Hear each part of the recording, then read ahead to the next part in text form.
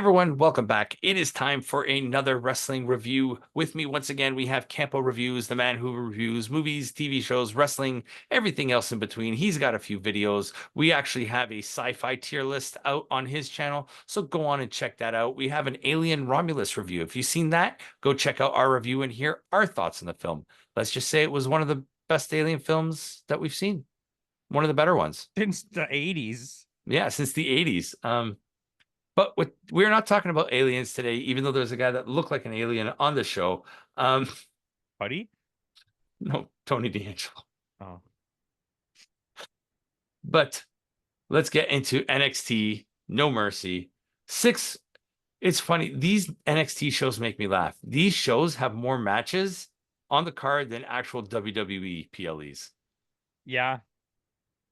Because we had 6 matches on the card, 5 title defenses. Which I love. Give me more title defenses. That's what I want to see. No, yeah, do it, please.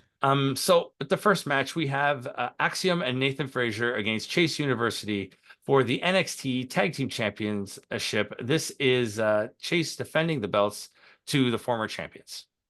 Yeah, Andre Chase, that's his name, right? Yep, he's amazing. He's super underrated. Yeah, I think we may have to add a category to most underrated superstar this year.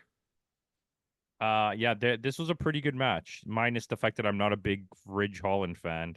Yeah. But it was pretty good. I like Faxium. Yeah, I do too. Like they're a great tag team. I don't like the fact that they've been teasing the breakup. Just let them have a good run with the belts. Like, yeah, you know I what don't I mean? like that, man.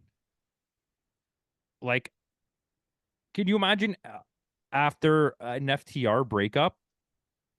Now, though, if it happened, you'd be like, holy shit. Because they let it go for so long. You tag together for 3 months and you break them up and I'm supposed to care? Like, Yeah. no, that's not okay. No, not at all. Like, when's Masha Slamovich just going to beat up Jordan Grace? Yeah. No, not Jordan Grace. Who's your partner? I already forgot. Alicia Edwards. Yeah. They have to go easy on her. But this was a fun match. Great way to start the show. When you put Andre Chase as the opening, as part of your opening with Axiom and Fraser, it's a fun match. Like these are some of the 3. I would say these are 3 underrated talents on the roster. Yeah, that's fair. And it's weird to me that Nathan Frazier is still on NXT. You think he should move up? When he came from when NXT UK shut down, he came as one of probably the biggest name. Yeah, along with Dragunov and right, but at that point, Dragunov wasn't like at peak Dragunov yet. He really like earned that. He was they called him the Prodigy. Right. Nathan, yeah. No, so the Prodigy is Rebecca, whatever the fuck her name is, Roxana Perez. Yeah, he was. Okay. No, Keith Flint, the Prodigy. No, Keith Flint, he's cute. R.I.P. But in the end, Axiom and Nathan Frazier are your new champions. And right after the match, we get another turn on Chase U. Ridge Holland turns on Andre Chase. Yeah. And what is it with randos joining the group and just turning on them? It was not the first time we've seen this. And not the first time we've seen Ridge Holland do this either. Yeah, it's just, I guess they're trying to make him into a heel. I don't know. It was over the top. It was poorly acted. Like, fucking Thea Hale was way too much for me. Yeah. She's cute, though. It's just too much. Yeah. But with that, we're going to go into our next match. Also, hold on. Can we just say something? Stop the Yeah. They called out the fucking medical team. Yes. Because he slammed him on the table. People go through the table literally in matches. They go through barricades. Yeah, like... By the way, today's the first day I want to just make a note of this, that I realized how crazy padded the WWE barricades are. Yes. They have as much padding as they do on the floor. Yeah, it's a thick padding. It's, I think, a 2-inch thick pad. Like, so, but that takes away all of like the like reality of someone getting thrown into the thing, right? Yeah. I don't know. Like, look at them get thrown into the thing on the barricade on New Japan. Ring of Honor, even New Japan, yeah. Their tables are like small and cute. They're cute tables. Yeah. So with that, we'll go to our second match. Newly minted TNA X Division champion Zach Wentz against Wesley in a, I guess you could call it a blood feud. I Not for the guess belt, but eventually it will be, I think. it was a good match, but it didn't feel like it felt like they built up the stakes really high and then they Mm-hmm. didn't like I didn't get that. Yeah. I mean, it was a But good match. and this is the closest I think we'll get to an X Division style match in WWE. Yeah, that's fair. Yeah. But I mean, this was fun. It was good. I had a good time with this match. Zach Wentz, he's really made bounced back, and we got a little outside shenanigans from Trey Miguel in the crowd that caused a distraction. That when he jumped off the apron to do that Canadian Destroyer on the outside, that looked pretty sick. Yeah, um that these first two matches set a good tone, and I was like, this is Yeah, going to be probably a really good pay-per-view, and yeah. then the rest of the pay-per-view happened. I mean, you did have maybe another good match on here, but Zach Wentz does end up winning 13 minutes. Each match on the show averaged 13 and a half minutes. Yeah, that's crazy. Yeah. But with that, we're going to go into our second title defense of the night. Kalani Jordan defending the title against Wendy Chu. This match was legitimately 0 stars. This match fucking sucked. Both of Like, them. and I'm not just saying that. It was such a bad match. The Yeah. pacing was so slow, and there was nothing special about it. It felt like I No. was just wasting my time Yeah. at an average of 13 and a half minutes. Mm-hmm. Well, to be fair, this was the shortest match on the card. Rightfully so. Yeah. Kalani Jordan has talent. She has raw gymnastic ability. Mm-hmm. She's not a good wrestler. The other girl, I don't know how she got a title shot. I don't know. Is it because she paints her face? Like, do they I don't think know. that's cool or something? I don't know. I honestly don't know. She's aligned herself with Rosemary. I don't Sure. know. But Wendy Chu, Kalani Jordan does end up retaining the belt in a really bad match. But we get a little Tatum Paxley interference at the end after and chokes out Wendy Chu. So I'm guessing that's your interference with the match wasn't even anything to do with Kalani Jordan. it was after to set up another feud To set up between. a feud between not for the belt. Yep. Between not for the belt. Yep. Exactly. So going to her fourth match of the night, your good friend and ours, Obafemi, defending the North American Championship against Tony D'Angelo.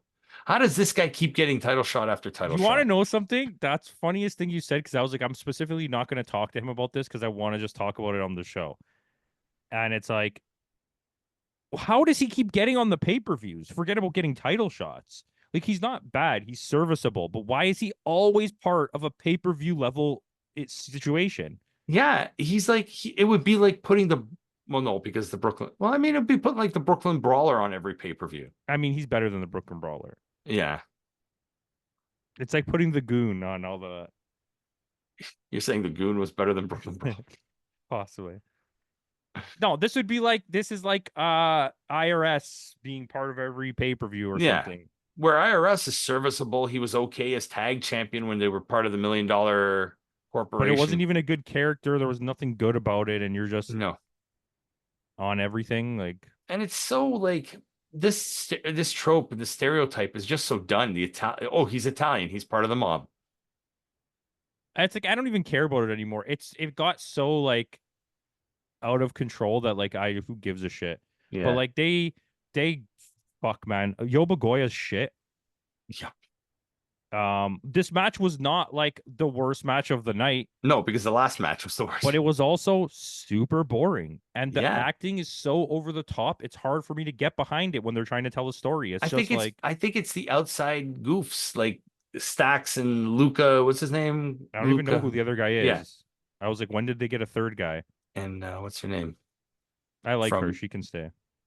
But yeah, but I mean, they were pointless in the outside. They didn't really do much, and they yapped too much. It's like, I don't know.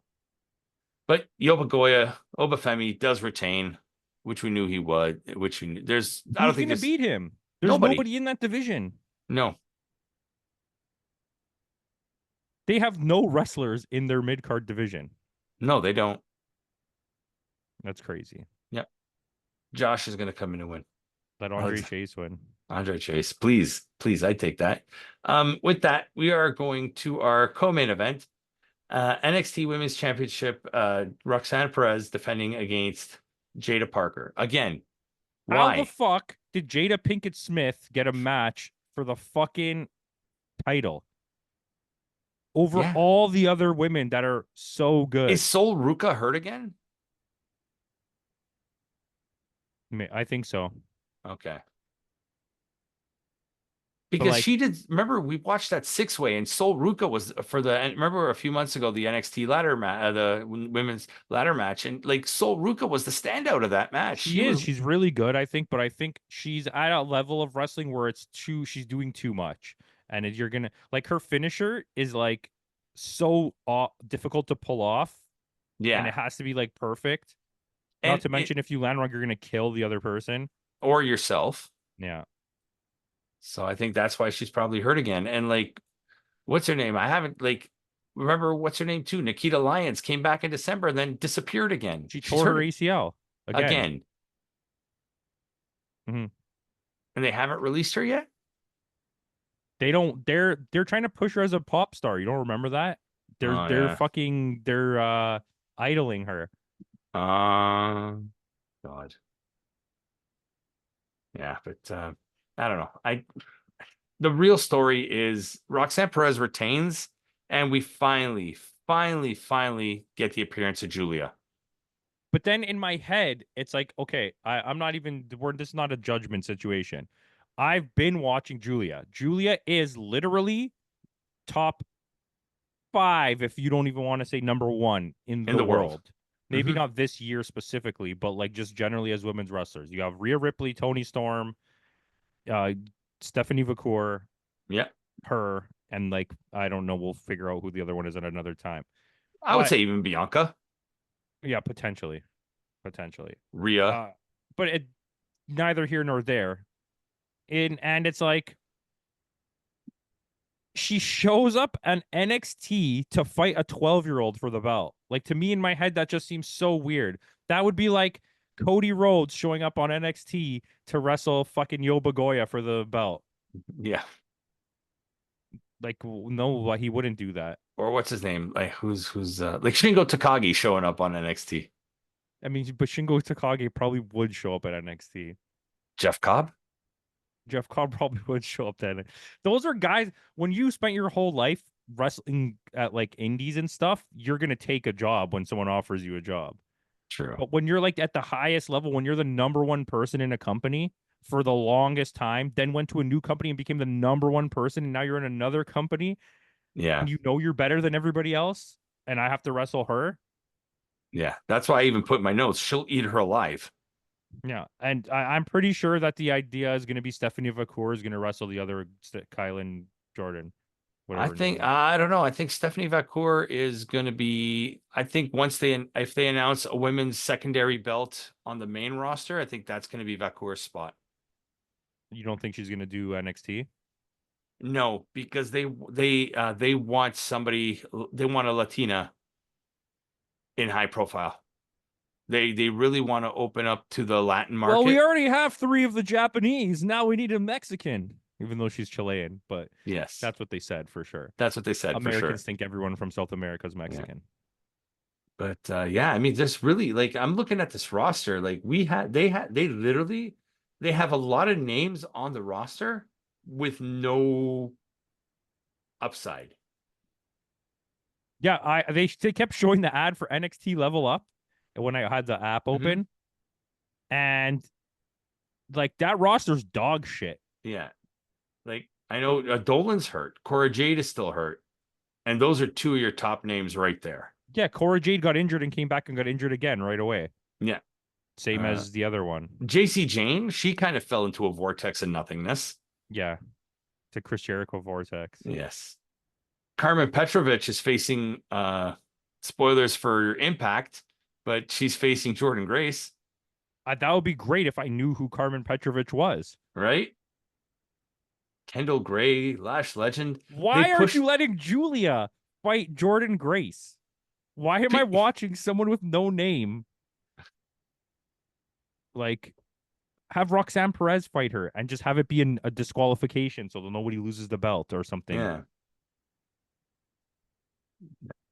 Their roster's so bad that they put The Rock's daughter as the they won't even allow her in the ring anymore. I know, that's fucking hilarious. That's how bad she is. Well, it's a tip of the hat to The Rock. Like, we'll let her keep the job, but she's gonna do something else. Yeah. Because she definitely ain't gonna make it here. But going back, Roxanne, like I said, we get Julia probably at the next pay-per-view. We'll see. I'm not 100% about that. The match was okay. I was happy to see Julia. Because next is Halloween Havoc. I think that might be the match. I'm getting really. I'm just tired of Roxanne Perez. Like, she's just so okay. It's like pushing Alexa Bliss. Yeah. With a slightly bit more of a bit more talent. You think Perez is a little bit more I think talent? Perez's ceiling is Liv Morgan. Is okay. Like, that's her ceiling. That's as good as she'll ever be. Which is still not terrible, but it's not like who should be at the top of your card. It's not Rhea Ripley or Bianca Belair. Yeah, exactly. Or Charlotte Flair. She's gonna come back and win. I hope so, because they need her. No, actually, they don't. They have too many women. They have too many women. Like, what? She's gonna come back and, like, as soon as Tiffy cashes in, she's gonna be Tiffy, and that's it. Tiffy's the best in the world. Yeah, she is. She's very good. So with that, we'll go into our main event. We got Joe Hendry defending, challenging Ethan Page for the NXT Championship. Trick Williams was the special guest referee here. I didn't like this match. Really? Yeah. How come? I thought it was. I liked it. I found it like not well paced. I don't think that I thought some of the moves were good. I thought the chemistry between them was pretty good. I felt like it was awkwardly paced, and like I don't like the dumb referee storyline. Like, it's just yeah. You knew making him the special guest referee wasn't going to help the match when whoever made that call. Like, that was only going to hurt the match. That was Ava. Because these two guys don't like each other. Yeah. And you could tell he stuttered when he tried to do the count. Like, he didn't want to count him. I mean, he did. It was fine, but you could see it was overly choreographed. And like, taking the risk on having him have to come in and stop the referee's count, that's fucking risky, buddy. Yeah. What are you going to do if he doesn't make it? Stop counting? Yeah. Which wouldn't have mattered anyway, because Ethan Page does end up retaining in the end. I don't know. It's shenanigans ensued. It was fine. Yeah. But I didn't like it. Well, at least we know Ethan Page is not going back into a feud with Trick Williams, because Trick is going to be in a feud with Pete Dunne. Good old chicken legs himself. And are you going to let Pete Dunne beat your guy? Yeah, of course you have to. No, they're not. He's going to lose every match. Because they want to push. Yeah, there's no way you're going to have your up-and-coming star lose to Pete Dunne. Who the fuck is Pete Dunne? Fucking Butch? Butch. Talking about Butch? Butch. Talking about Butch? Yeah, he's going to reunite with Ridge Holland. Probably. Oh, God, I hope not. It's us, the Wankas. Anyway, what would you score this show? 6.5. Really? Worse than Emergence? I think you had 2 good matches and 4 boring ones. Yeah. I scored this the exact same as Emergence, 6.9. Yeah, this is one of those pay-per-views where I just wouldn't recommend watching it. I feel like there was like a solid upside, at least, to Emergence. Some of the matches were good. Yeah. And it ended on Emergence ended on a high note too. Yeah. Whereas this started here and it kind of on the way down. Joe Hendry aside, it felt like I feel like they're just cashing in on Joe Hendry. Yeah, him and the storyline for them was good. Joe Hendry and Ethan Page. The rest of the storylines are like, who cares? But the storyline, keep it between Ethan and Joe Hendry. Don't involve Trick. Yeah, I don't know, but I'm okay with that. It's just like, was there any storyline with Yo Bagoya? No. Who cares about Tony D'Angelo? Like, he was the Heritage Cup champion, and then he loses that. Okay, you lost that. Here's a North American Championship shot. Yeah, and it's like, how many? They could just stop. Enough. Yeah. They're gonna create a belt just for him, the New Jersey They probably cannoli. will because you could tell he's become like the guy on NXT that's like the company man. That's like, okay, we need you to do this. And he's like, okay. Yeah. Well, I mean, at least He's the John Moxley of give him NXT. this. At least Tony D'Angelo knows his role within the company and he's fine with that. Yeah. Kind of like the way, we'll throw a couple belts on you every now and then, a couple things here and there, kind of like what they did like with D'Lo Brown or Al Snow. So this is my question to you. Hmm. If you took all of the matches here and you Hmm. compress it into one match, was it Hmm. as good as Will Ospreay versus Pac? No, Okay. not even close. Right. And you didn't even watch it yet. I know. I Yeah, got like no. 30 messages on the weekend. I'm like, did you watch Will Ospreay versus Pac? I was like, no, not yet. I won't say anything. We'll discuss this when you watch it and we'll talk to your opinions. But I don't know, without spoiling, I don't want to say too much. So Don't say anything. I won't say anything without spoiling. So, but it was good. I enjoyed it. I Okay. enjoyed. All Frig right. off. All right, Ricky. So with that out of the way, guys, thanks again for joining us. Before you go, make sure you like this video, give it a share with your friends, comment, subscribe to the channel if you haven't done so already. And in the words of Kenny Omega, goodbye and good night.